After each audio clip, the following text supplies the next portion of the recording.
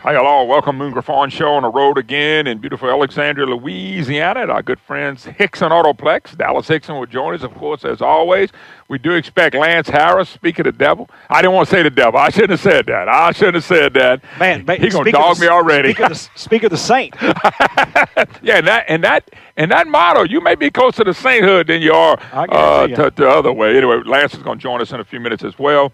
And, of course, Dallas is with us. We are here until 11 o'clock. And, by the way, your company did not find out we had Best Stop today because normally they have ripped through here like a tornado.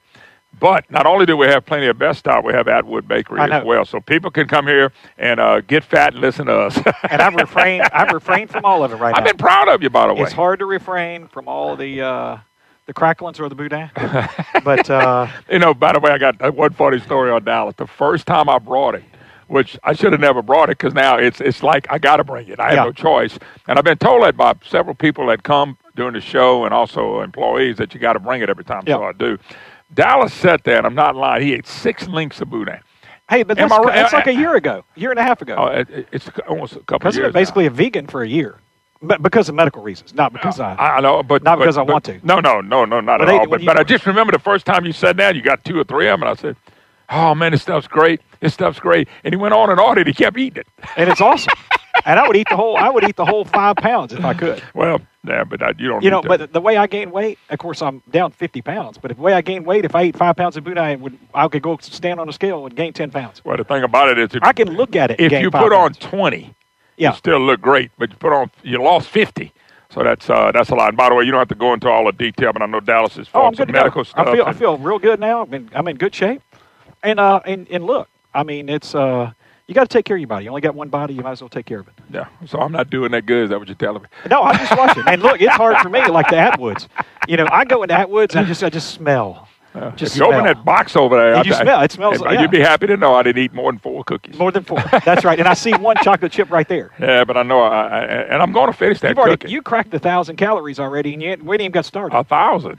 Let's see, a boudin ball, a couple bites of caul crackling, 2 or 3 cookies. Hey, look, did you see this? Oh, yeah. Do I even need to eat lunch today? With LSU football players, did you see this the other day? What's that? And so they had LSU football players, and they had, and they were like a freshman recruit class. I don't think any of them had been here a while. And they served them up unusual words in Louisiana, étouffée, boudin, different things like that. Confused them right off the bat. And then Natchitoches. And so, and then they had them read these words out loud. And then, of course, they had a couple of players from South Louisiana, and it was hysterical. It was a great video. Because it was really, I'm down here still trying to understand some of these words in the Cajun land. Topatoulas and some of those words. I mean, it was really cute. When I was in Monroe, I mean, Richard is Richard where I come from. Yeah. It's Richard. It's Richard. Yeah. Keith Richard. No, it's Keith Richard. He's a basketball coach. And the bad part is, if you have somebody from South Louisiana that moves to North Louisiana and coach, right? And they move to North Louisiana and coach, they're Richard. But somebody who's from North Louisiana, it's Richard. Richard, no doubt about it. The other funny thing was when I first went to college, everybody knows I like to fish, and we caught sockeye. So I go up there. And talking to people, oh, man, I'll get you to fish with me and my dad. Man, we love to go white perch fishing. I said, what the heck's that? It's like a brim. And they're laughing at me. I go, what's a white perch? So we at Don Reeves' grandfather was a big fisherman, and we at his house one day. He said, hey, man, come see these white perch. I said, thank God I get to see what a white perch is. And so I walk over there, and he looks at me. He was really, really a fine man. He goes, man, you don't know what a white perch is? I said, no, I can't wait to see it. So they open the ice chest. Where is it? I said, let me tell you something. Just because y'all can't pronounce it, sockeye, you ain't got to call someone white perch. Yeah, you don't have to change the name. That's a sockeye. That's right. Well, I stayed up there 35 years, white perch. I go back to South Louisiana, I say white perch, and people go, what the hell is that? Yeah, exactly. Nobody knows what you're talking about. You don't know what it's a sockeye. Oh, yeah. A sockeye. So another funny thing was when you go up North Louisiana, it's called a garden hose. We called it a hose pipe. So I had a guy go, you go over there around the corner and get the garden hose. And I said, the what? Yeah, what is that? He said, you dumb. I'm not going to tell you what he said. And I said, garden hose? He said, hose pipe. He said, the green thing right there. I said, that's a hose pipe. Where you get that's a garden hose? You can tell where I'm from. Hey, man, look. We got outside a lot. I was born in New Orleans. I was really raised in DeRidder, then Lake Charles in DeRidder. And, of course, I went to school in North Louisiana and lived in Monroe. So I've lived in both sides. You did the same thing. Same thing with you. I've seen both sides of that. And it's I love the state we live in, man. It's unique. It is. It's unique. Hey, before we go, and I'm going to bring Lansing in a few minutes as well. All right, what about vehicle sales? Where are we at? Man, we're in the middle of truck month. And we've had a great start to truck month, which is in February.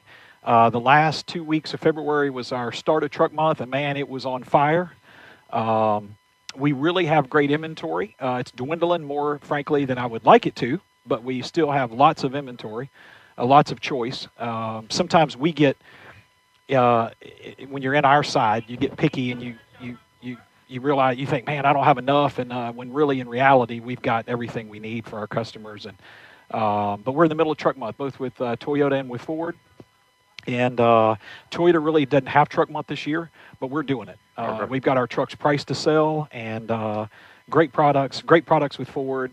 Lincoln, I don't know if you've seen the new Lincoln Navigator, the Expedition.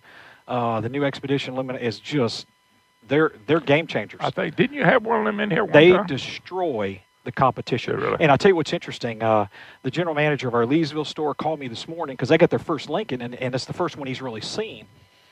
And he said, my gosh, have you seen this vehicle?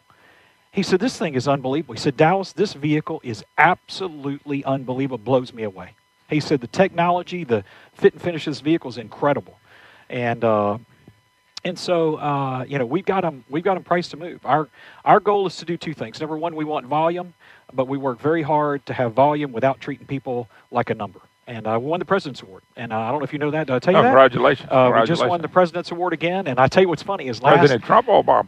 President. Yeah, I know, either one. I thought maybe it might be delayed. No, not that president. The Ford President's Award. No, but congratulations. And so we, last week. I'm always the last to know in my house too. Oh yeah, exactly. So we should have gotten a phone call last week that we won. And I mean, I thought we won. And so, I gathered the managers together, and I told them, I said, guys, we didn't get the phone call. I'm really disappointed. And I think we worked hard in our stores, and we didn't earn it. And I said, you know what? We're going to win it in 18. We didn't win it for 17. That's life. It happens. And so I went home that night, and the regional manager for Ford had called me and left me a message from an unrecognized number. So I'm sitting in bed. I had a long day. It's about 9:30 at night.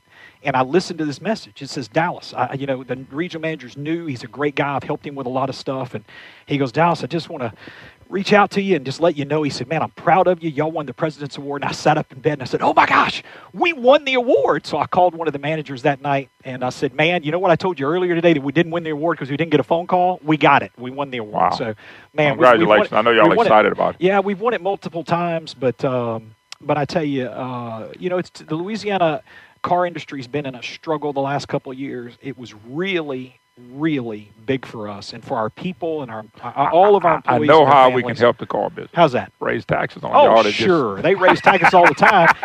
It's hammered. It's helping you so much. It's hammered me the last 2 years, along with all the other fellow dealers I have. So let's raise it another year and see if we can't hammer us again. But the third year's a charm. I'm thinking with Obamacare for the last 8 or 10 years and raising your taxes, y'all ought to really be prospering. Y'all can get rid of all that money. Yeah, exactly. Let's have a constitutional convention. Let's remove the 2/3. I don't want that either. Yeah, let's remove the 2/3 vote so we can raise taxes. Let's go ahead and put. You let them have a constitutional convention. Mark my word. Absolutely. The big goal is to get rid of the 2/3 instead vote. of every other year. Let's put revenue on the table every year. Well, that's Nancy Pelosi. Oh, absolutely. Julie Stokes wants to do that. And Nancy Pelosi, same thing.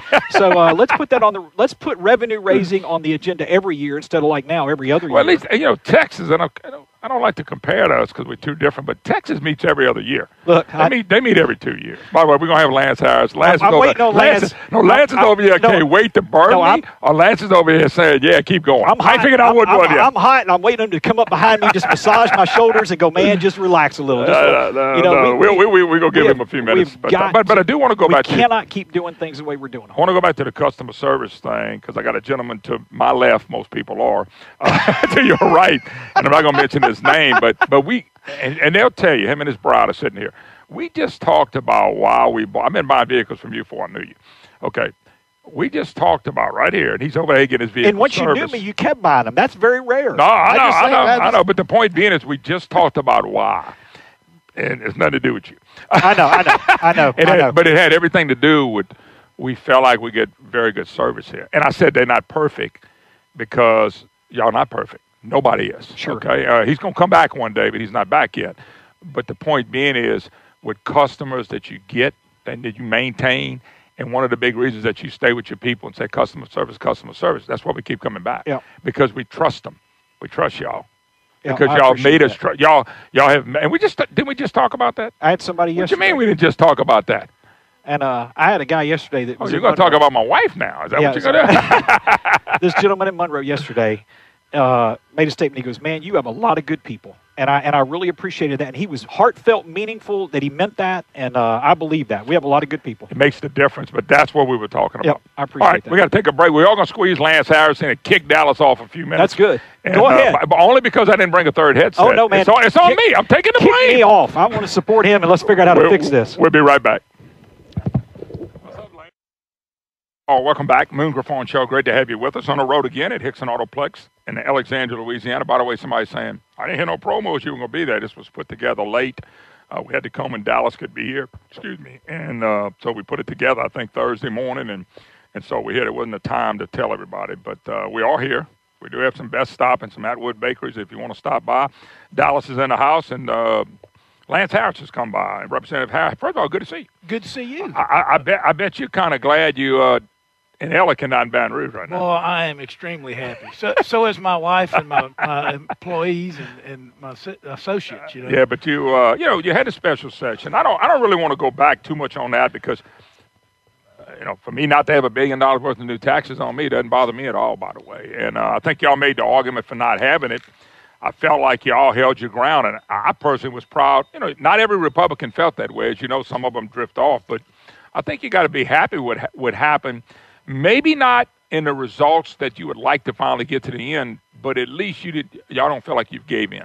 No, and listen, I'm very proud of the delegation. I'm proud of Speaker Barra. He did an awesome job when he was dealing with the administration.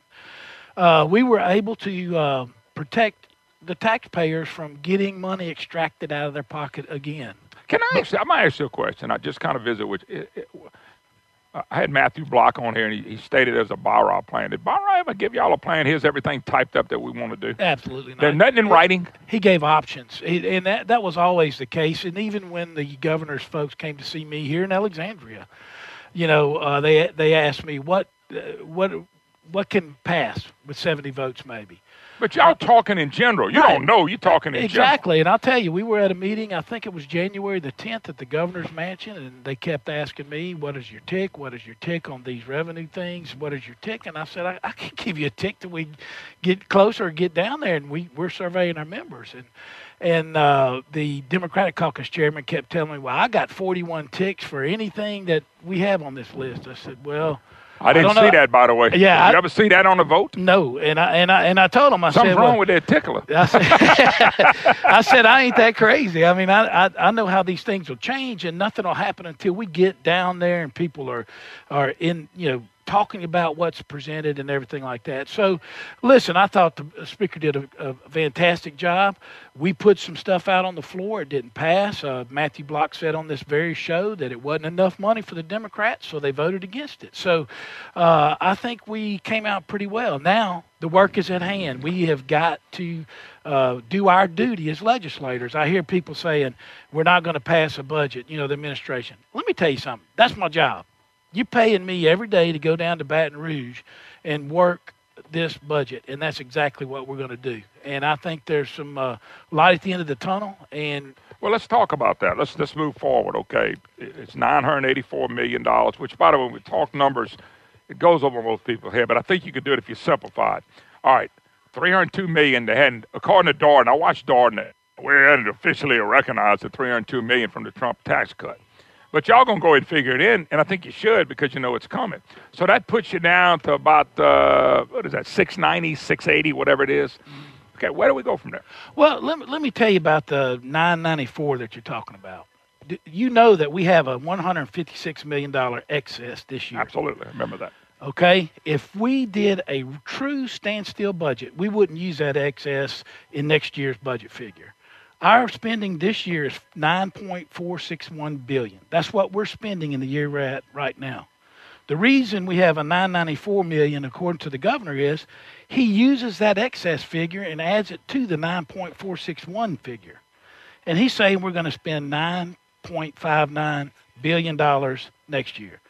I don't do that. So you're taking a surplus and you're not putting it in the budget? No. I'm fixing to talk about that in a second. But we want a true standstill budget. You do it in your house. If you knew you were spending more money than you're taking in, you would at least try to stay to the year that you're in right now. You've been looking at my bank account? I'm starting to wonder. You can find my bank account. But think about that. So let's do a standstill budget and spend $9.461 billion next year, not $9.595 due to the excess in this year. So where does that take you down now? It takes you down to $860 million. Okay, I'm with you. And then we have what's called minus carry forwards. That's where departments might buy a new Ford from Hixson, but it hadn't been delivered yet. So they hadn't paid Dallas, for it. you need to deliver. So they want to carry that money over to July 1st. So you're not going to reappropriate that. So we have about $19 million in carry forwards. Okay.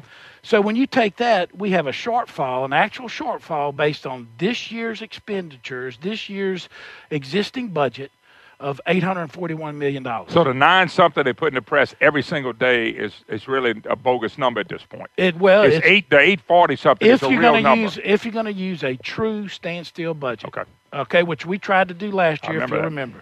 So look, we're at $841 million. Take the $302 million in feds, you take that off. But guess what we found out just this Monday in appropriations? This is why I love that committee. There is a kicked Medicaid payment, right? You remember us talking about that. They kicked it into the next year. To move it forward, $150 million. Well, Representative Hinchkins asked the administration about that. Said, what if we use this excess to pay that kicked payment? Would that reduce the budget next year by that $150 million? Well, first Jay Darden said no. But then Jerry, the second in command of LDH, came up there, and you can find this in I've already seen this. Yeah, I think it's a 1 hour and 36-minute spot on the archive tape. And he said, yes, once you pay that Medicaid payment, we'll only do 11 that's next another year. 150 That's million. 150 more. Hold your thought right there. We're going to start back at 840. We're going to start right there. Lance Harris, Representative Harris, my special guest. Folks, they got it figured out if the governor would give in. We'll take a break. Be right back. Oh, welcome back. Moon Griffon Show. Of course, we are at Hixson Autoplex, which has 3 great locations, Monroe, Leesville, and, of course, Alexandria, Louisiana, Dallas Hixson. Don't forget, our Hixson has that hotline, 844-766-6607 is the number. HixsonHasIt.com, HixsonHasIt.com. Lance Harris, Representative Harris, joining us. All right, Lance, I'm going to back you up just a little bit. Yes, sir. Start on the 800 and whatever it was, $50 million. And you were explaining how to cut this down. Let's go back to that because we went to the break, and I want to start that again. Okay, so you take your existing budget you're in right now, that you're actually going to spend this amount in this year we're in, that ends on June 30th. That's $9.461 billion. Then the forecast for revenue for this year is $8,601 million. You subtract that, that gives you a difference of $860 million. That's your shortfall. Okay. And then you have the carry forward, you add back $19 million, so you're at $841 million shortfall instead of a $994 million, which the governor is using. If we would have funded that whole $994, he's spending more money next year than he is in this year, about almost $200 million. So think about that. We have not been able to get this fixed by spending more money that we don't have. That's the problem. That's the problem. So if we just hold at a standstill budget, a real standstill budget, which means you're going to spend. So you're trying it again now. We're going to try it. This way I'm looking at it. Okay. Then we have the Fed tax. You know that came $302 million. The $302 million. So you take that, and then you take the $150 million Medicaid payment. You take your excess, you pay that. That reduces the budget because you won't have 12 payments next year, but you'll have 11. So you're taking money and you redirect that. Now, and now you said in the meeting, the LDH guy came in and said you could do this. You could do this. This was not a problem. That's not a problem. Was Jay Darden and them listening to this? Yeah, they were sitting next to him. It's at the hour and 37-minute mark on that on the archives if you want to go look at it. So $150 million there. Let's take it off now. The administration has already said they want to spend that in other areas. So I'm going to send a letter out and say, look, you need to look at this, and we're going to do some things on that. Then you have your stat deads. We've hit the trigger where you can adjust your stat deads. But as I was telling you off the air, if you cut some of the stat deads, they may be higher ed and healthcare. Well, if you cut the stat dead, you're going to just have to replace that. Put it back in. Yeah. Right. But I'm thinking that there's about $40 million out there that you could actually cut that doesn't meet that criteria of taking state general fund and having to replace it. So you do all of that, I've got the shortfall down to $349 million.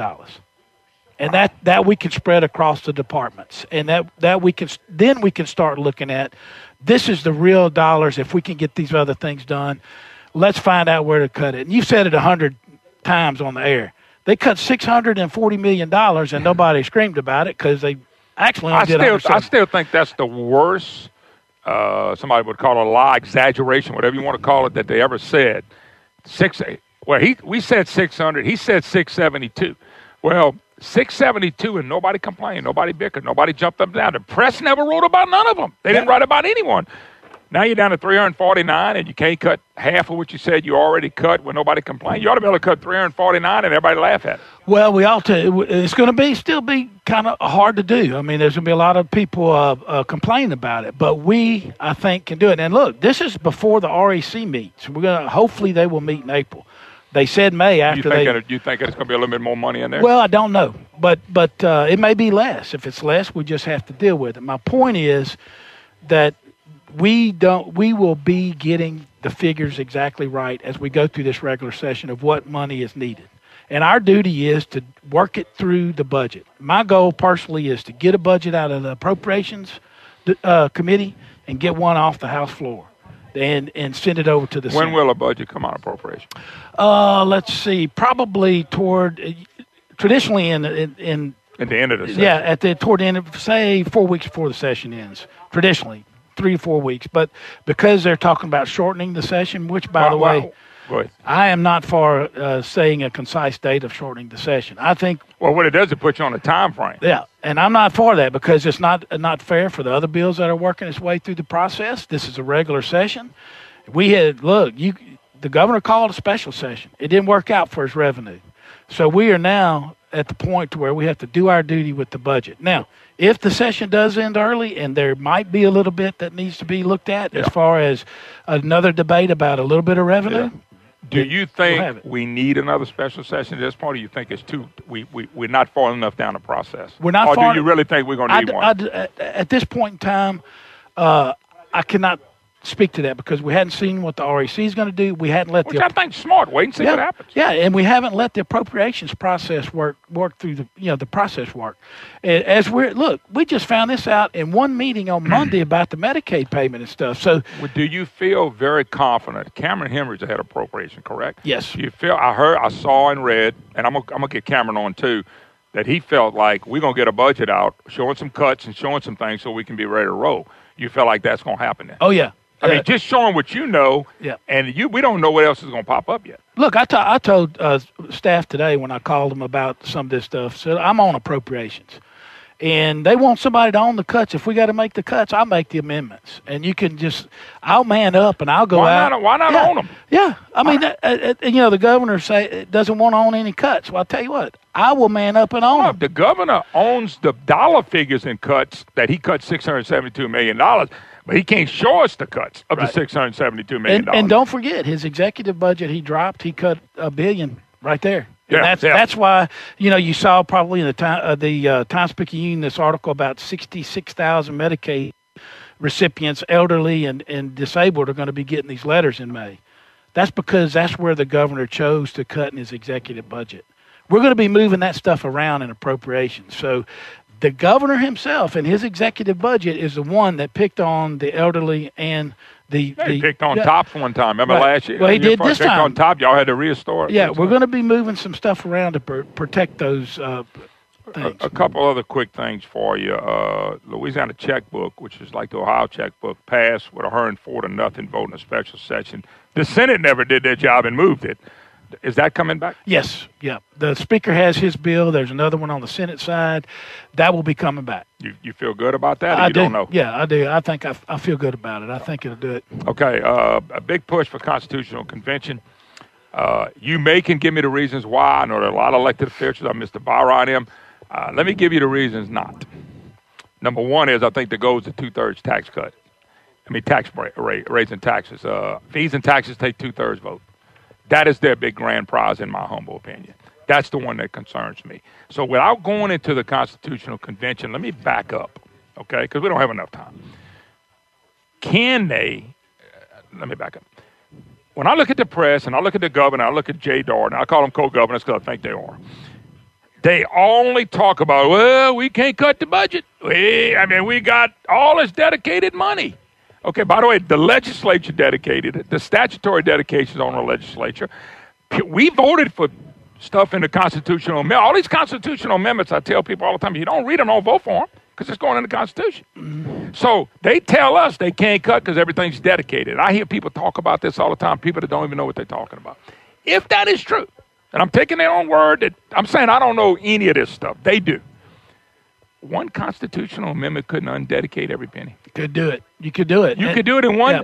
Well, why? My question to you is, why is that not being sought after right now as undedicating every penny? Well, I'm asking. Yeah. Listen, there's a lot of talk about it as far as the also the stat deads. But if you will remember, when Romer came into office, he did that. He got rid of every dedication just about, but he had the same type of problem. And so and then it all just kind of started accumulating again.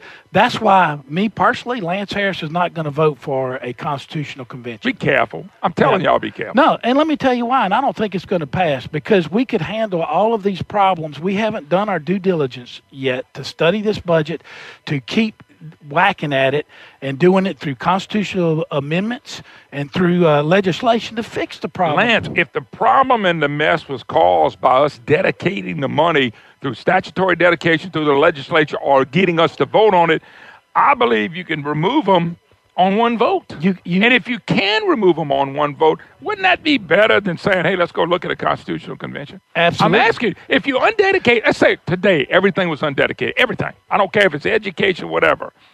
Now y'all have some decisions to make when you go across the board. Cut 1 or 2% will never hurt one entity. Right. Never. Right. So how can that not be the solution? Because they're telling us that's the problem. Well, now they want to get into a constitutional convention where they're talking about touching taxes and the way we vote on tax, term limits, which, by the way, I don't care if we have that or not anymore. I'm not, but they could affect that.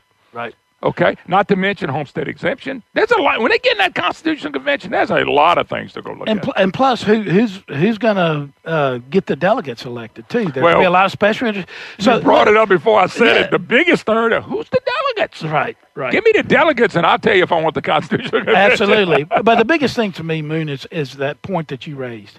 In the digest, every bill has a digest, which kind of surmises the bill.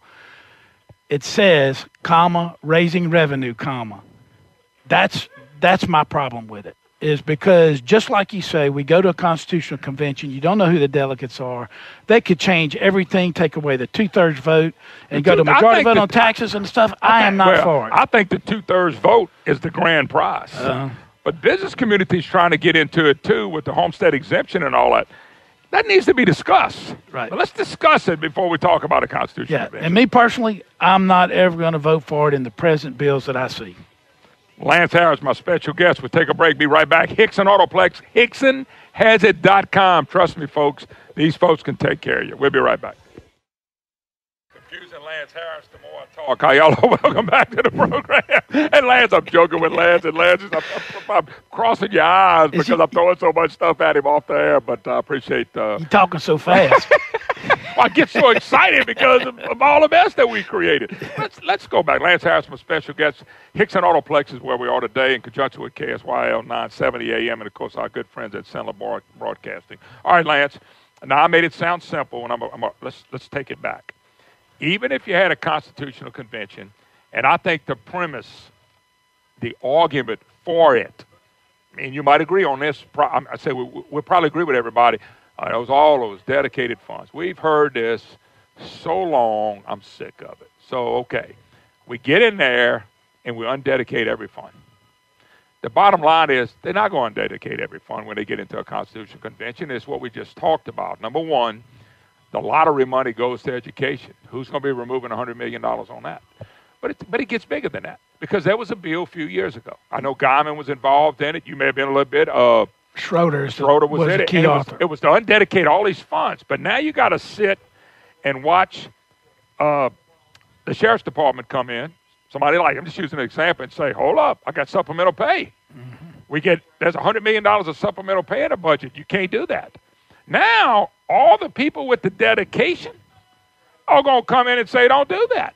On the flip side, we got the governor, Jay Darden, saying, oh, we can't do nothing because everything's dedicated. And so the situation always comes down to, the hell with this. We're going to keep doing things the same way. And all we got to do is figure out how to get more money from Terry and Moon and Dallas and you. And you see what I'm saying? We're chasing ourselves and we don't fix anything. And I told the governor this. You'll be a failed governor like the rest of them because you're not going to fix anything. And all they want to do is do the same thing they did before. Am I wrong about this? No, I think you're absolutely right. These delegates would be able to sense what we go through as legislators when you start picking on these dedications or looking at it. I remember when that bill was dropped by Schroeder, I was a co-author. They got murdered. Oh, yeah, we got into a lot. I mean, I think Schroeder even had a death threat over it. So, I mean, it's a lot of things. We can't fix anything because of that. Right. And but look, this all goes back to the governor, and Jay Darden said it in committee on Monday. It's discretionary spending for the legislature. It's all boils down to higher ed and health care. That may be true, but guess what? 2 years ago, the discretionary spending was $2.6 billion. You know what it is this year? What's that? $3.4 billion. So we're up. We're up. So look. How can you argue with those numbers? Yeah, you can't. And I double checked that with staff this morning because it's very important to make that distinction. I don't believe a constitutional convention will get you what you need. We need to work through the process we have now with amendments to the Constitution that the public will support, with legislation to clean some of this up. The problem is we're still working under a Huey Long model of government, and we have to change it. And unfortunately, this administration that we're in now is not going to provide that leadership to change it because they're satisfied with the status quo, and we've seen that. Let me throw something else at you. Now, how long have you been in the legislature? 6 years. Okay, so this will be pre-Harris, if there's such a thing as pre-Harris. All right. I go back, and I've been doing this for 25 years. Have I been a legislator? No. Have I been in there? No. But I still think C.B. Ferguson trained me, whether you like him or not. He knew a lot. Okay. Mm-hmm. You go back and look at, you mentioned Huey Long. Our healthcare system was like Huey Long. Johnny Rombach, who I still feel guilty for getting fired, okay, because he had come on a program and was real blunt. We have to change the way we deliver healthcare. We have to make it to a 21st century. We're living in the 30s and 40s, going back to exactly what you said. And he said, you do it when you got money. It'd take probably a couple $100 million to make the transfer. And what he was talking about was having walk-in clinics instead of emergency rooms for people. Now, if you really hurt or sick, that's different. Mm-hmm. But if you got fever, and he was talking about all the different ways to change it, and we could change it and bring it to the 21st century, and nobody moved on it. Then we went to this partnership, private-public partnership in healthcare, which I still don't think will work in the long run because of the budget problems. Example, and I can show you the articles with David Vitter and John Kennedy, and we were saying, do not build the new facility in New Orleans. They did not need it. They were not filling up all the beds in the hospitals. Right. But they built it anyway. General said we had to. It's $1.2 billion. Probably was more now. That's what it started out as. And we said, okay, how do you fund it? Well, the other day, they doing the budget presentation. Jay Darden, you were there. I watched some of it. I didn't watch it all. He starts bringing up a letter he got from this new facility, how they're going to pull out. And they're going to hand it to us because we don't have enough money to run it. That's kind of what we've been doing in everything. We started another hospital. We can't fund what we have, and now we got to have money and revenue to make that happen. That's not the way you run a state. But Jindal did it. Why he did that, I have no idea. But he did do it, and he was, I ain't going to say they begged him, they got on him. I mean, Senator Vitter and you had Treasurer Kennedy and people getting on. Nope, I'm doing it. And he did it. So he flies away. And now you got people saying they're going to pull out because we can't fund it properly. Well, we can't fund it because we don't have the money. Mm-hmm. How do we deal with that? Well, I think there was some progress made in the medical part of it under Jindal's last year. I'll give you for instance, we have some new clinics here that were built as part of the partnership. Clinics, though. Right, the clinics that take the stress off the emergency room. That's good. The problem is, according to hospitals that you talk to, rural hospitals and our hospitals here, Medicaid expansion has hurt them. Well, it's taking all the money. It's taking the money out. Thank you. Look, and I'll tell you, we're finding out now that some hospitals, big hospitals down south, they might get 130% of their expenses reimbursed through Medicaid. You know what my hospital here gets? What? 60% of their expenses. That's tough. So it's hurting them. It's hurting them bad. They've lost their commercial piece of the business, which used to be around 15, 16%. It's now down to 12. So that's who's going to have to make up the difference. And so we were told, not hoping, but we were told this expansion, you wouldn't need these partnerships to fund them anymore. I knew that wasn't right. Of course it wasn't. So everybody was concerned about it. But let me say this. The expansion is here. It's here to stay. We got to make sure it's efficient and the medical system is efficient. We'll be working on that through the appropriations. That's a very, very complex issue. Oh, I know it is. Dealing with medical is always complex. Yeah. But just think about it. LDH is the hugest department we got. It makes up just what most of our budget. What has been the growth in that? I mean, that's $14 billion with federal money now. It's Right. Well, it's grown every year. Even it shrunk a little bit last year on the general fund dollars. But if you look at it over the course of the last 4 or 5 years, it's almost double general fund dollars. So if you had $349 million and you had to cut out, that would probably be maybe 1 to 2%. Well, you might 10% is $1.4 billion. 5% is $700 million. You're talking about cutting half of that. You're looking at a couple percent. Right. And I think it's doable, and I think that's what our duty is, and that's what we're going to try to do. I would love to see y'all send a bill out and be proud of it. Put your name on it. Don't worry about the next election. Yep. Lance Harris, God bless. Thank you very much. You. Dallas will rejoin us and have some fun with Dallas when we get back. You're listening to the Moon Griffon Show. Welcome back to the Moon Griffon Show. This is Dallas Hixson. Moon didn't have his headset on, so he's over here. I'm not sure. You know what I like about this? What's that? You missed the whole thing. What'd I do? See, the music got to be gone before you start talking. So I know. Talking while we're waiting on That's air. okay. So I'm talking to you, trying to get you. I'm trying to get you to answer to pick up your headset. No, that's not what happened. And I get a text, and Dallas was on the text. You went to from ULM. Brandon. You don't know sign language. I know. I was going pick up. I had my hands together like this, like earphones. Pick up the headset, and you didn't get some of the sign language I got from there. We can't do. But anyway, Brandon says out of text right at the program, Moon, you sound good, but that sounds better. So I mean, my own producer, and see, I paid him yesterday. Your producer, my friend. No, here's the thing. I paid him yesterday, and today's payday. I paid him a day early in case I don't see him today. Yeah. And then I get thrown under the bus after he gets his money. Well, that means he's cashed the check and it didn't bounce this time. Oh, yeah, and he knows in a couple of weeks you'll forget about it, so he's not worried about it. That was interesting about Lance. Glad he was on, and he brings some just some clarity to some of the issues. So, and I told you, Lance would be the first to tell you. I've been on Lance, and I challenged Lance and them on some of the stuff they do, and but I'm going to do that because I think we got to be here for a lot more. We need to hold these guys responsible for what they've done. And if you look at the gist of what we talked about, who created the mess? Well, a combination, the governor, the legislature. I'm looking at 40 years. No, I understand. And the people. You realize when you go in, and we've talked about this before, you go into a ballot, and there's 11 or 8 constitutional amendments on there. Yeah. And you look up, and 6 or all 8 of them pass. And then you ask somebody, Dallas, and this is what they do. What'd you vote for? You know what you vote for? No, I heard it on the program. I need to vote. And I go, I vote no when I don't know because it's going into the Constitution. There are some. Do you want to not do this? I mean, they write it in some ways, so when you vote no on some of these, it passes. It's exactly the opposite.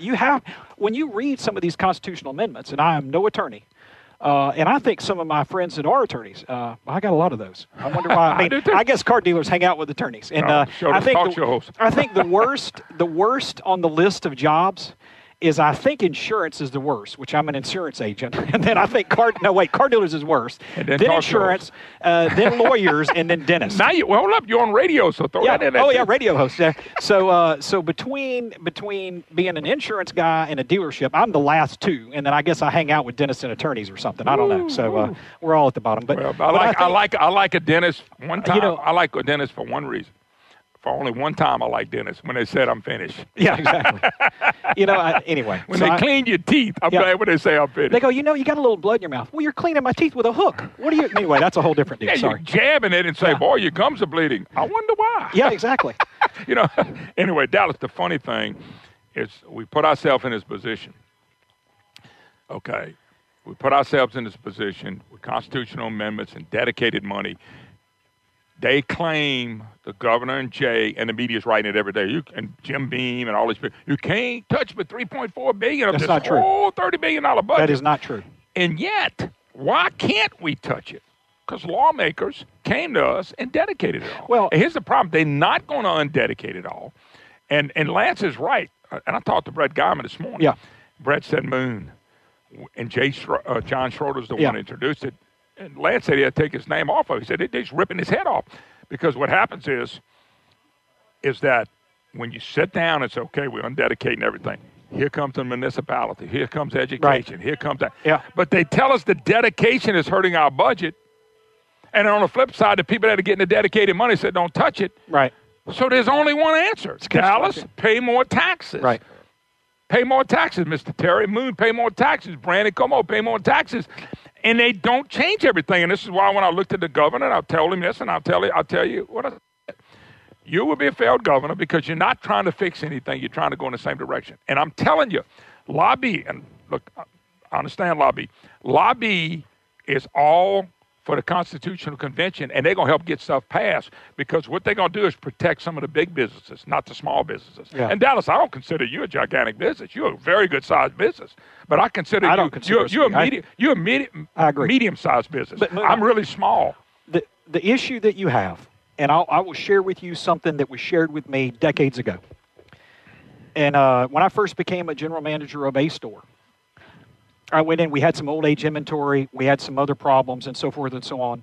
Much like Obama blamed Bush and Trump wants to blame Obama and everybody blames everybody else. I was told by my boss at that time, son, if you take the job, you may not have created the problem, but you own it now and you got to fix it. And so I understand that decades of people created the issue that we're in today. Mm-hmm. I get that. But what I want people to understand that are in government is I don't have a government job. I didn't accept the job. I haven't run for office. But they did. And they did. And so if you get elected, one of the reasons why I really like Lance it really tries to stand on his principles. I've known Lance a long, long time. I mean long time, decades. And I watched him in business long before he ever ran for any kind of government position. And so he is, in my opinion, he's no different today than he was then. He speaks his mind. He tells you how he feels. He votes conservative. The way he votes is in a conservative fashion, which is the way he has always been.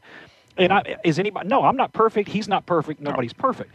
But if we had more people that I've seen a lot of people that were one way, and when they got elected, they changed to another way. Is what I'm getting at. And so, but that's majority. That's a lot of people. I agree. But what we have to do is we have to have lawmakers, whether it be a governor or people in the legislature, that have to go in and say, you know what? I didn't create this issue. I didn't create this problem, but I am here now. And I'm gonna do some things long term. And although I didn't create the problem, I'm going to be the man or woman that stops the buck here. But would you agree with this? The fix can't be. This is what the fix is can't coming be temporary. out of. No. Let me tell you this. This is not the fix. This is the fix the governor and Darden wants. The fix they want, and I'm telling you what it is, Dallas. They want everything to remain the same and just get more revenue. That is not a fix. It's not. That is not a fix. That's what they want. That is a solution, but it is not a fix to the problem. Solution absolutely. In the fact that you still have, if everything stays the same and you only get more money, the only thing that's going to change is up the road you're going to need more money. Yeah. Because I've sat down with these governors. I've sat down now in the mansion, 3 different governors, from Mike Foster to Blanco to this governor. I had his top executive lawyer dog on the program the other day. And over 18 years, now Jindal wouldn't invite me because Jindal didn't want to ever have a conversation with somebody that knew anything more than he did. And here's the problem. Do you know, go back 16, 18 years, all the way to this governor, nothing's changed, Dallas. Yeah. The same things we were talking about then, we're talking about now. And the only thing they're talking about is how can I get more revenue? What to cut? They dedicated all this money, okay? If they dedicated all the money, one swoop bill can undedicate. Hey, listen, it doesn't mean you don't spend the same amount of money with that department. But now you can't come up with excuses. We can't do across-the-board cut, which, by the way, I hear they can do that. He can cut across the board. There are ways, but if you're not willing to do it, then you're not willing to change. So, Dallas, I'm going to say it again. If I was your son, and I know you're going, thank the Lord I came along before you were born. I guarantee you if I came in there and you said, hey, son, I'm 15, 16 years old, and I'm driving. And he said, here's a list. I need you to do this for your mama. We cooking. We got people coming over. Here's $100. That'll cost you about $80. Here's 10 things on the list. Go get it. Bring it back as soon as you can. And I come back with no money and 3 items. You're in trouble. You're going to give me some more money to go do it again? No. You're going to want to know and be responsible. This is what they're doing. We're coming back, and they're saying, they say, I don't have the money, Dad. You go, well, here's another $100. Go get the rest of the list. Can't do that. The Moon, we can't. We're beyond that. What we've got is I grew up. I didn't have a swimming pool when I grew up. I had a pond. It's, a lot of people listening to your show probably had the same thing. We swam in the bayou. Yeah, we swam in a pond, bayou. I had one of those too. So you've got a pond. It's got a certain. Every gallon of water in that pond is a business. And evaporation is going to take some of those businesses out. Right now, we turn the heat up. We're evaporating our water out. We're putting 100 gallons in a year, taking 1,000 out. Eventually, you run the pond dry. Good point. We've got more people leaving business than are trying to create jobs and create business in our state. We are in real trouble if we do not turn this around. We've got a lot of people in our state. Lake Charles is rocking. We have a lot of stagnant economy. A lot of the areas of our state are stagnant. They're not growing. Sometimes in some areas, they're even in reverse. But I wonder why, and I know you visit with lawmakers and people like that too, I wonder why they never listen to our side. I'm not talking, I can name 4 or 5 business people from Republicans and Democrats that visit. You always see the names. You know the good people. You know some of them too. They're always at the trough, but they don't come and do the governor goes through the state and they start naming these people they visit with. And they're all big business people. How about the small guy? How about the medium-sized businesses like yours down the mine, which I'm a mine. You talk about a mine pastor? Yeah. Here I am. Well, Moon, I do visit with some people, and I'm a lot like Lance. They have frustration that the tide, the wave and the tide is against them. The wind and the tide is against them. And we need more people. What's funny is we have people in our state that habitually do the wrong thing, and they keep getting elected. And you wonder why there's a problem. And you have people even in districts where there's a politician, a member of the legislature that is deemed a problem, and that district agrees with it, they'll vote them back in. And it just amazes me. I'm going to take a break. And I'm fixing to have to run myself. Do you need to go at 10:30? I've got to run, yeah. You got to go right now? You got one more segment? I really need to run. Okay, I'm going to let you go because I was going to get you to talk about what 2 or 3 things that could do to help your business and businesses like yours just to get back up on its feet and roll. Got to have tax reform. We have to. We have to unload some of the taxes. But now there's a difference between tax reform and tax swap and tax increase. We cannot increase. We have got to roll back some of these tax increases. Okay. That's what I thought you'd say. Dallas, God bless. We'll do it again next time, my friend. All right, we got to take a quick break. More to come. I'll try not to lose my mind totally. We'll be back.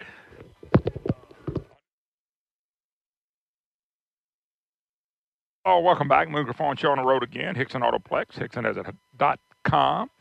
And, of course, Hixson Has It hotlines, 844-766-6607. Hixson Has It hotline if you'd like to be part of the program. By the way, Dallas is speaking March 19th, which is Monday, Guide in the Workplace, Martin Performing Arts Center, Louisiana College, 6 o'clock on Monday. I got to do a remote in Shreveport on Tuesday, so I'm going to try to be there as well.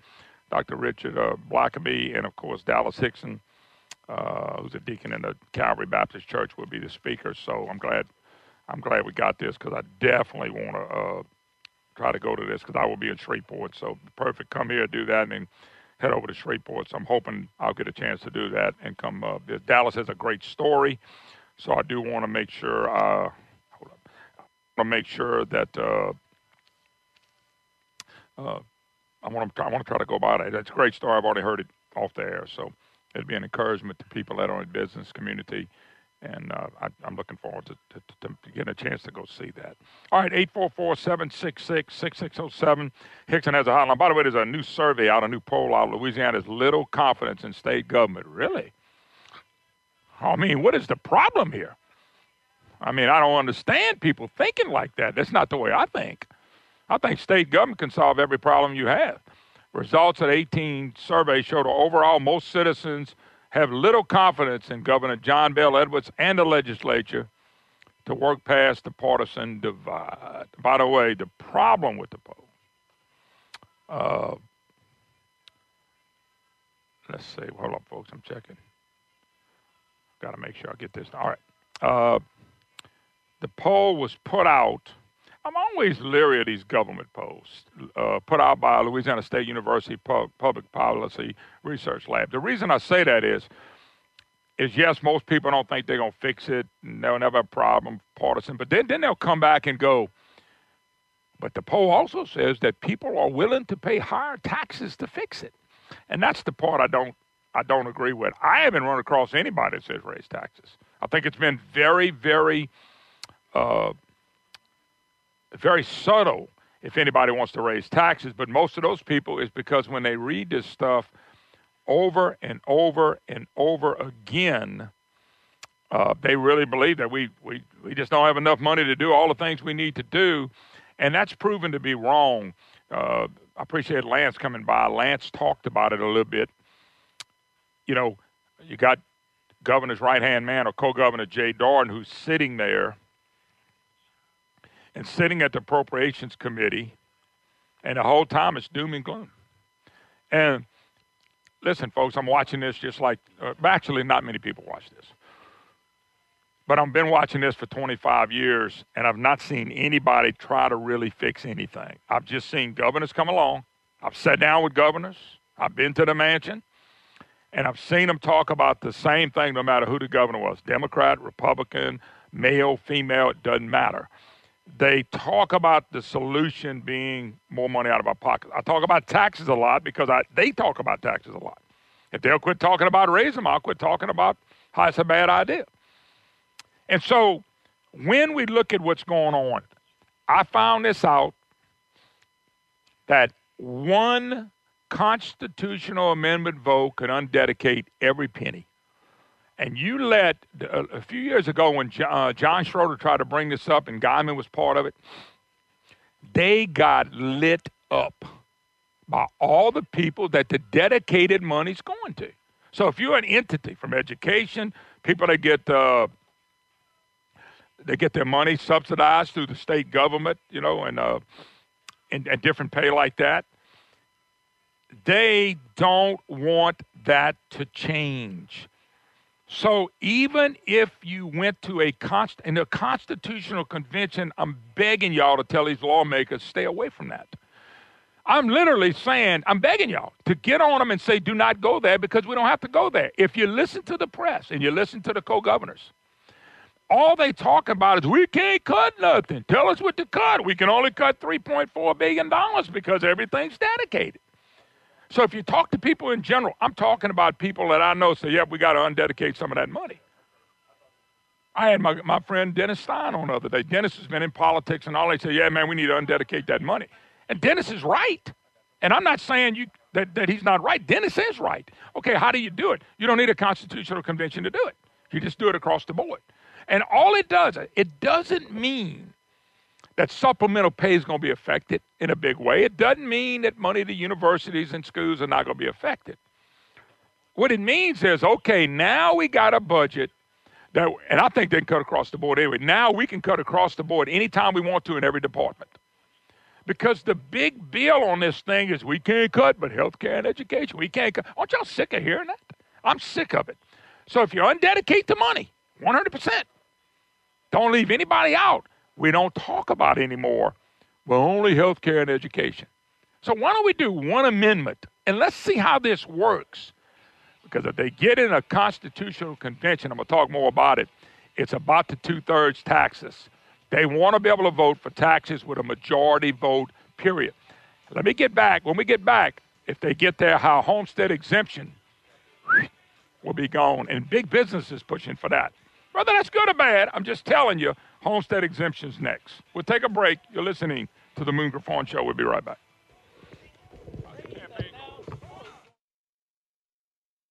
Welcome back, Moon Griffon Show. Great to have you with us as we rock and roll here at Hixson Autoplex. Hixson has it hotline. HixsonHasIt.com. Don't forget to check them out. And by the way, Brandon, the handler, guess who? You're not going to believe who just walked in. You'll never believe, Brandon, who just walked in the house. I don't hear him. Brandon must be doing something that instead of listening to the program. Might have to have a long. See, he got his money yesterday, so he really don't care what happens today. Moon, I'm taking care of business with people over here, Moon. Well, I know, but I just wanted to throw you down the bus here because your buddy came in here and one fights for your pay raise. Well, tell him I appreciate it. And look, and actually, it gives more legitimacy to his fight for my pay raise because I was in there talking with someone that needs you to cut a commercial. So I was doing that and running your show at the same time, Moon. Okay, well, there is Cornelius. I guess you think he needs a pay raise because he did his job. You know, if you do your job, if you get paid to do a job, you do your job. It don't mean you get a pay raise for doing your job. Gee whiz. Well, what? Working with you, Moon, he deserves a Well, pay he gets. raise. Thank you, Cornelius. He gets hazard pay. We always joke with Brandon. Brandon's by the window when you go by the studio. Yeah. And I always told him if there's a drive-by shooting, Brandon, we joke about this, and I know I probably shouldn't, but I tell Brandon all the time. You shouldn't be joking about that on the air, Moon. I know, but I tell Brandon all the time. I say, well, Brandon, they're going to get you before they get me, and I'm going to say some very nice things at your funeral. He said, thank you. Yeah. And so the whole building wants to know why when I do my program, I always lower the window shades. You do that to taunt Mike, though. No, Mike does it to taunt me. Yeah. Mike's been taunting me, and I ain't going to win that in the long run. You do know that. You know, Mike can just come in and decide one day, just roll that thing back up, and ain't nothing neither one of us can do about it. Mike can roll a deal up, sit down there, and take over the mic, and all I can do is smile. Yep. All right, Brandon, I just want to let you know your favorite give me a pay raise guy is sitting here. So Cornelius is the man. No doubt. All right. 844-66-6607. Hixson has a hotline. I want to take you to go through the convention thing just real quick with you and why this is 100% wrong at this time. The reason they tell you, and I'm telling you, I'm talking to people and business people, and man, we just got to roll back those statutory dedications. Well, and the dedicated money, which Darden and the governor keep crying, we only got $3.4 billion we could touch. Well, somebody come up with a constitutional amendment, pass it through the House, pass it through the Senate, the governor signs it, put it on a ballot in the fall when we got all of the federal elections, congressional races of this fall, and we vote for it, it kicks in, and then we don't have to hear that anymore. But I tell you, they will not undedicate all that money. If they have a constitutional convention, they're not going to undedicate all that money. And Lance Harris made a good point. As soon as they undedicate all that money, they're going to start dedicating money again. This is what they always done. He was right. Under Buddy Romer, they got rid of a lot of the dedication. And we just see Buddy Romer was governor back in the 90s.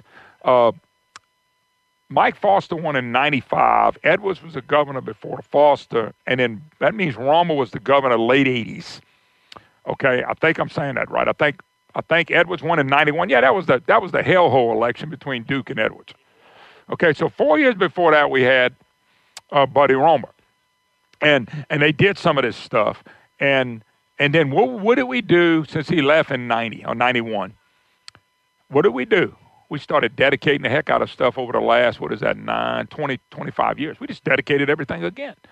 And so history says they're not going to dedicate everything. And history says if we did, they're going to start dedicating again. So they can come up with these great solutions of, let's have a constitutional convention.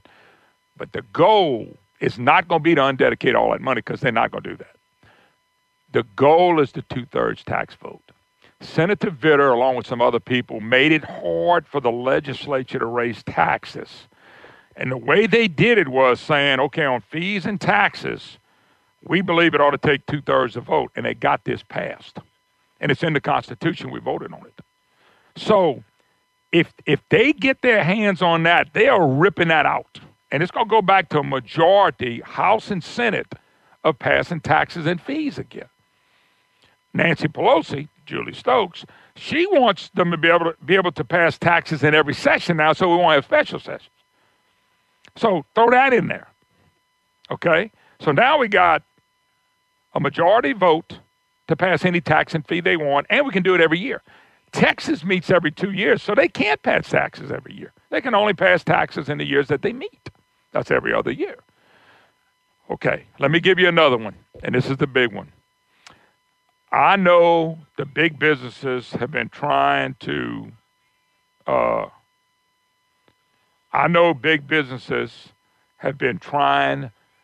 a long time to get rid of homestead exemption. The reason for that is if we can get rid of it or lower it to 25, people that have homes, which a lot of people have homes over $75,000, will pay a little bit more fair share of the taxes. I understand that. You can cite Texas. It's bad to cite Texas in anything because they don't have an income tax. So there's a balance. They got higher property tax, but we got property tax, higher sales tax in the country, higher insurance, more people in private school. I mean, there's a lot of things to argue, so we don't probably go there. But the bottom line is on this, on the homestead exemption, if they get into the Constitution and they get into a constitutional convention, there is a big push to get rid of homestead exemption. And I'm not saying that in the big picture something shouldn't be done, but the problem with it is then this convention would not be about how can we help our taxpayers, how can we help the citizens, and how can we help small business get off the ground up and running. That is not what this convention would be about. This convention will be about how people and lobbying big businesses can get bigger tax breaks for their companies, and how government will have more money, and how the small business and individuals are going to pay for it. Homestead exemption is going to be on the table. The 2/3 vote will be wiped out. The voting every year instead of every other year is going to come into play. So how many of you people really want to have a constitutional convention now? Okay, a constitutional convention. Jay Darden stays in there. He's a big player. The governor's a big player. John Alario's a big player. Who's the delegates? How are they going to pick the delegates? Okay, let's say if you look in 105 congressional districts, anybody can run, including the lawmakers. If all the lawmakers want to run to be a delegate, who's going to beat them? Who's going to have the money to beat them? Okay, here's another thing. What big businesses or trial lawyers are going to put money up for the person they want at that convention to make sure they have a voice at that table? They're not going to pick Cornelius and Terry and Moon. We're not going. They want people who know how to play the game that can cut deals. They want to be the compromiser. That's what you see Jim Beam write about. We need a compromise. Compromise what? You let them in a constitutional convention. If the dedicated funds, and this is what they tell us, is causing all the problems, undedicate all the funds. They don't have the guts to do it. So what they're going to do is call a constitutional convention where they can determine who those delegates are. And when they determine who those delegates are, trust me, it will not be people who, it's going to be the biggest of business. It's going to be guys that are used to cutting the deals. I can name some of them right now. It's going to be the same old players. If it's not the same old players, it's going to be somebody that's in the know. And you're going to now, they're talking about doing 2020, but I think this is how it works. And if I'm wrong, I hope somebody corrects me. The parameters will be set before the 2020 convention. And we'll have a new governor then. But the problem is if the parameters set, the new governor coming in can look at it and say, we're not doing this, and we'll have no control over it. Maybe that's good, maybe that's bad. But next time somebody calls my program, or next time somebody catch me on the street and say, Well, our problem is dedicated funds. Why are you not talking to the lawmakers to undedicate those funds in a constitutional amendment, which, by the way, can get rid of every one of them? And then, supposedly, according to Darden and the governor, this would fix it. Telling you folks it wouldn't. This would be a disaster. We'll take a break. You're listening to the Moon Griffon Show. Hixson Autoplex, HixsonHasIt.com. We'll be right back. Hello, welcome back. Moon Griffon Show. Great to have you with us. 844-766-6607. Hixson Has It hotline. Don't forget to check them out. Hixson. Oh, God, I messed it all up, man. Well, I can do that from time to time. I know that. But HixsonHasIt.com, that's what I wanted to get out of my mouth. And we appreciate Dallas and his dad and his company and all the people that work here. And 3 great locations, Monroe, Leesville, and, of course, in Alexandria, Louisiana, always ready to help you and service you. One other thing, I'm going to talk to Cornelius just for a few minutes, too. One other thing on the Constitutional Convention, when they tell you that, folks, just ask them, why can't they undedicate the funds? Why can't one amendment do it? I'm sick of watching Jay Darden and the governor and all of the pro-Edwards press tell us that dedicated money is just killing us. We can't, and this has been the excuse. I've had them on the air. I've talked to them. Y'all listen to it too. That the undedicated money, the dedicated money can be undedicated with one vote, with one bill, with one amendment. And if it's that simple, it is simple in the small picture. In the big picture, it's not, because everybody with supplemental pay. It doesn't mean they're going to cut supplemental pay. It just means that we can, when we get in a bind, trim something. I just want you people to understand that work in government, law enforcement, everything. We love you guys, teachers, everybody. We do. I hope y'all make good money. Okay, I don't have a problem. But if the private sector doesn't prosper and the private sector doesn't grow, and we got people in the private sector losing their jobs, and we got people in the private sector that are cutting down on their pay, it makes sense that in government they have to cut, and you could get a pay cut. At least you keep your job. You keep your retirement. Understand, that's all I'm saying. And if we can't realize that, and we can't cut across the board, then what do I tell my wife? Because Bill Edwards won't, and Jay Darden won't come cut my budget. They won't tell me what I need to cut to give them another few $100s. They're not even asking me, and they're not asking anybody in the middle class and the working class people. So if you're in state government, and I know I talk to people, we ain't got a pay raise in 8 years. I'm sorry. I don't know what to tell you. But my insurance has taken away my pay raise in the last few years. I can promise you. And that ain't talking about insurance on vehicles and all that. I'm talking about my health care. If I can be cut and people can lose their jobs, y'all in the same boat as us. You can't think that, man, they can't cut us. I work for the government. The bottom line is, without the private sector doing really well, there's not enough money for government, so they come back to take from. I want you to think about it like this. Is it fair for them to take $300 out of my paycheck a month to hand it to somebody else? And you didn't work for it. I work for that. Yeah, you're working. You should be paid. But you got to, I know I'm going to get some emails, and if you send me hate mail, I'm not even going to read it. I'm just trying to make the point. You don't take $300 out of one person's pocket and hand it to somebody else. Okay? You don't.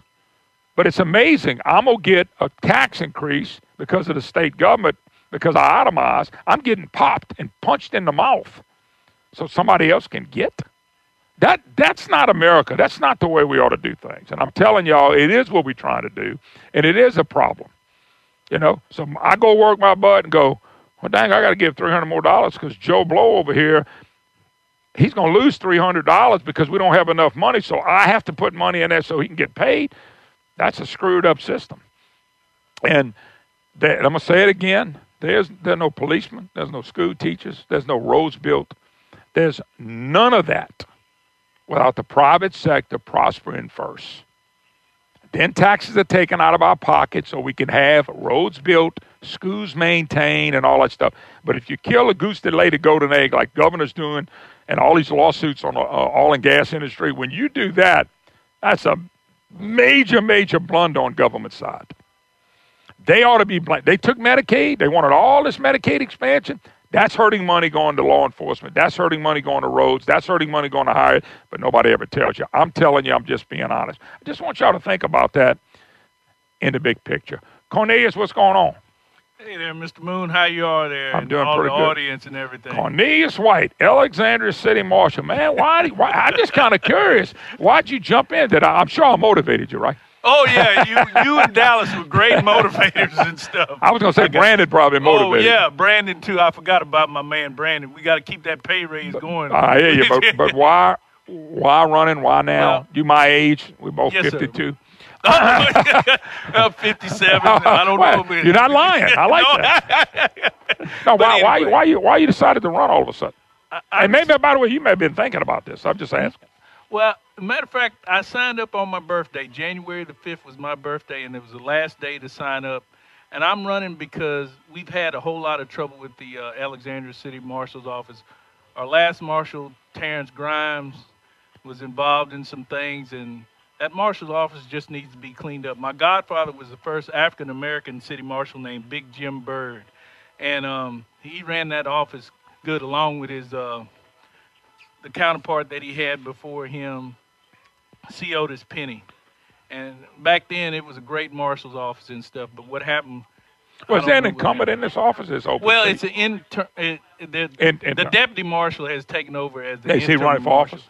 Because I don't know much about it. I'm not trying to cut anybody because I don't know him. Right. I'm just talking to you in general. Yes, sir. His name is Ricky Rachel. He's the interim marshal right now, and he's running also. He happens to be a Democrat. There's nothing wrong with that. I happen to be a Republican and an African-American. The only thing wrong with Ricky, now my godfather's had 4 or 5 strokes and stuff like that.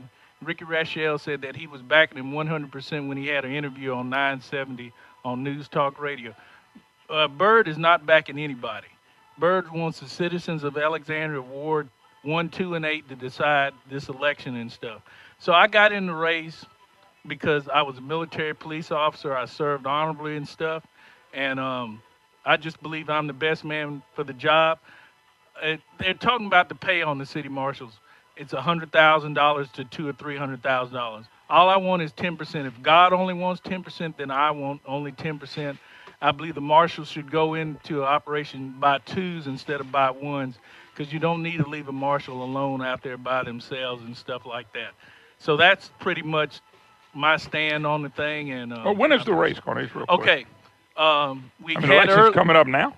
We had early voting from the 10th through the 17th, so early voting will be today and tomorrow.